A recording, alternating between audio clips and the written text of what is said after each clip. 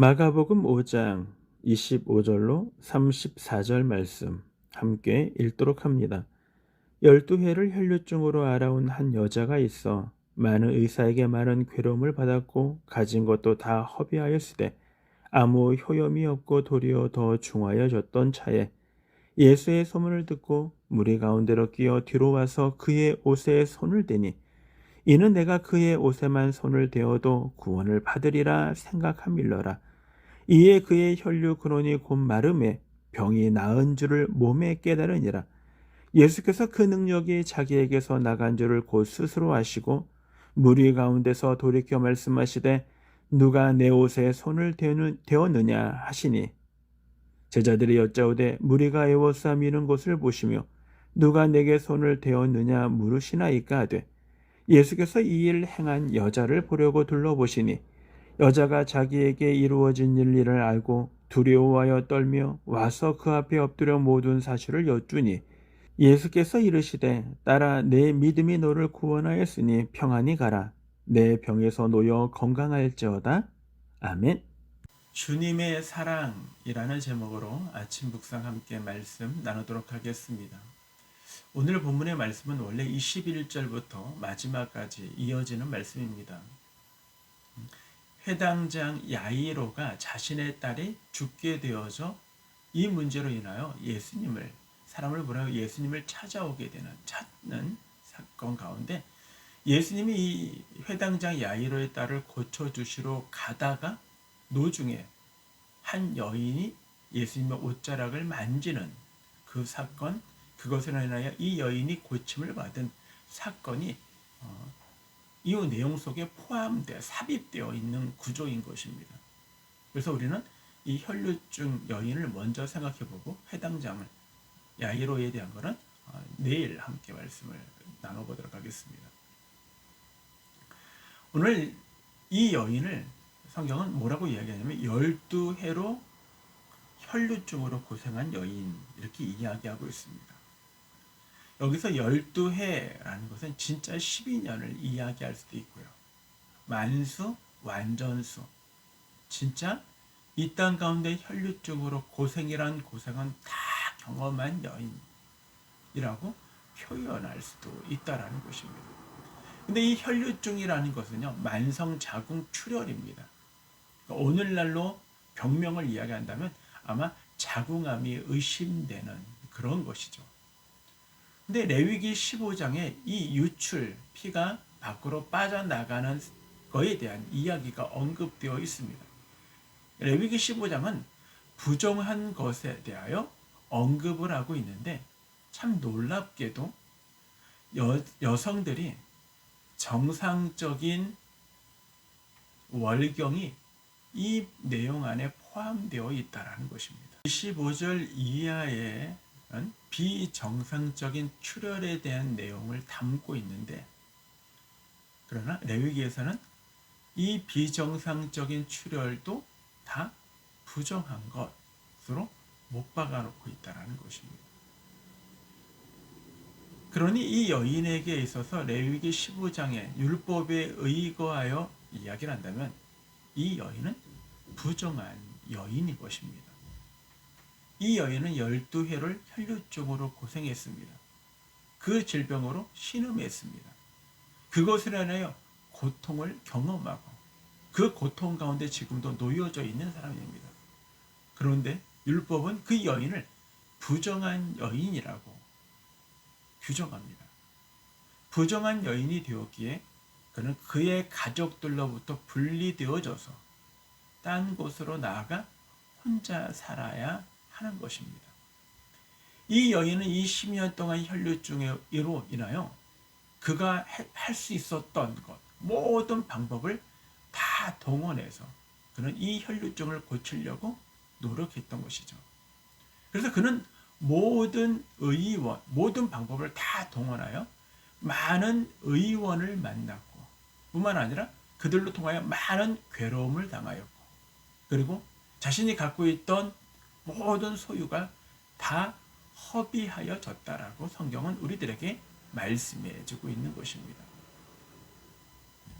이렇게 우리가 무엇인가 고통을 당하고 절망 가운데 있고, 그리고 많은 의원을 만나고 많은 의사를 만나고, 그리고 많은 치료의 과정 가운데 어려움을 당한다 할지라도, 내 재산이 허비되어진다 할지라도 내가 고침을 받을 수 있다면, 희망이 있다면, 그는 우리에게 고통만이 남겨져 있는 것은 아닐 것입니다. 그런데 성경은 뭐라고 26절에 우리들에게 이야기하니 이렇게 얘기합니다.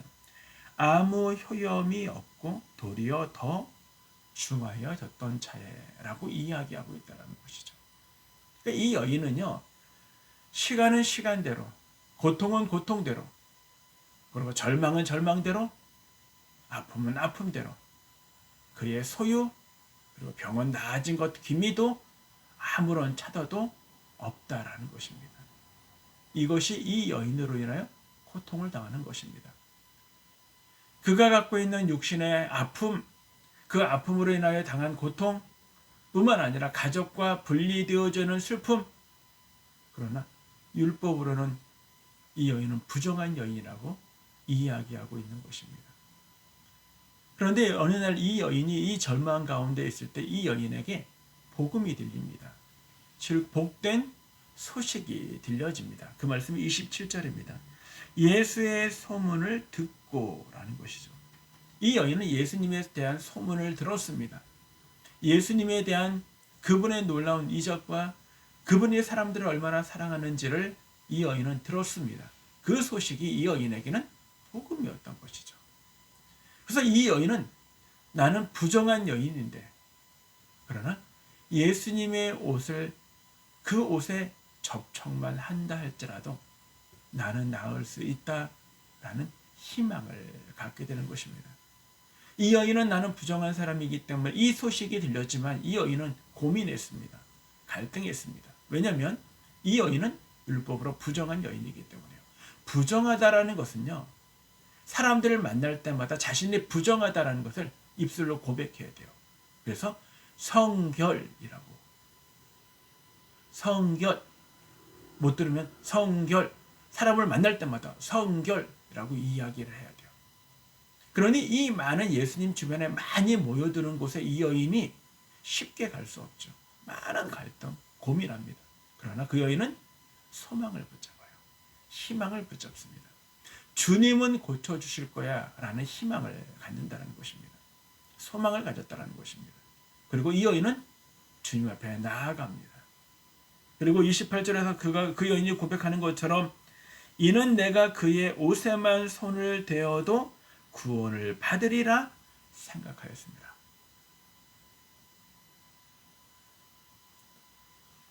우리는 복음은 어떤 사람에게는 소망을 안겨줍니다.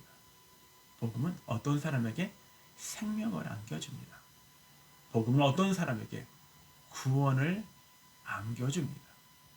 들어도 그 복음이 그에게 복된 소식, 가치가 없다면 그들은 아무리 그들에게 복음을 전한다 할지라도 그들은 그 복음을 받아들일 수 없는 것이죠. 이제 예수님 주변에 많은 사람들이 몰려들기 시작합니다. 많이 몰려들었습니다. 이 여인은 그 사람들 사이로 예수님 앞에 나아가 예수님의 옷자락을 붙잡게 되는 것입니다. 그랬더니 29절에 이에 그의 혈류 근원이 곧 마름에 병이 나은 줄을 몸이 깨달으니라. 놀랍게도 이 여인은요, 몸이 먼저 알았습니다. 자신의 피가 빠져나가는 것이 멈췄다는 걸 알았어요. 이 여인은 얼마나 기뻤을까요? 얼마나 감격적이었을까요? 이 기적이 일어났을 때 이 여인은요, 야호, 그리고 소리를 치고 싶었을 것입니다. 근데 여인은 그렇게 할 수 없습니다. 이 여인은 여기가 온 것이 잘못이기 때문입니다. 율법에 의하면 그는 부정한 사람이 부정하지 않는 사람을 만질 수 없기 때문인 것입니다. 이 여인은 성결이라고 사람들에게 이야기하지도 않았다라는 것입니다. 그래서 이 여인은 그것을 밝힐 수가 없습니다. 환호하고 싶고 쏟아지는 눈물로 대성통곡하고 싶지만 이 여인은 그럴 수 없었다라는 것입니다. 이 여인을 이제 예수님이 사람들 앞에 드러내게 되는 것입니다. 말씀이 좀 길어져서 이어서 내일 새벽에 함께 말씀을 더 나누도록 하겠습니다. 오늘 여기서 우리는 이것을 생각해 보기를 원합니다. 이 여인이 이 혈류의 그런 기적을 맛본 이유가 무엇 때문이냐라는 것입니다. 이 여인이 예수님의 옷자락을 만졌기 때문에요? 아니요, 그것이 아닙니다. 이 여인은 예수님의 옷자락을 만지기만 해도 자신에게 구원을 받는다라는 것을, 구원을 얻을 것이라는 믿음의 확신 때문이었습니다. 그렇습니다. 이 여인은 주님의 그 능력을 믿었습니다.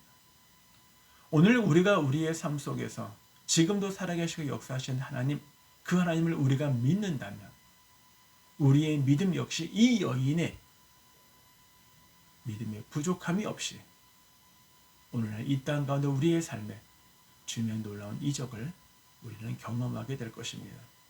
참 힘들고 어려운 시간들이 속에 있습니다. 희망 잃지 마시고 주님 앞에 주님이 해결해 주시고 주님이 인도해 주실 거야 라는 믿음 가지시고 오늘도 믿음으로 행진하시는 저와 여러분 모두가 되기를 주님의 이름으로 축원합니다.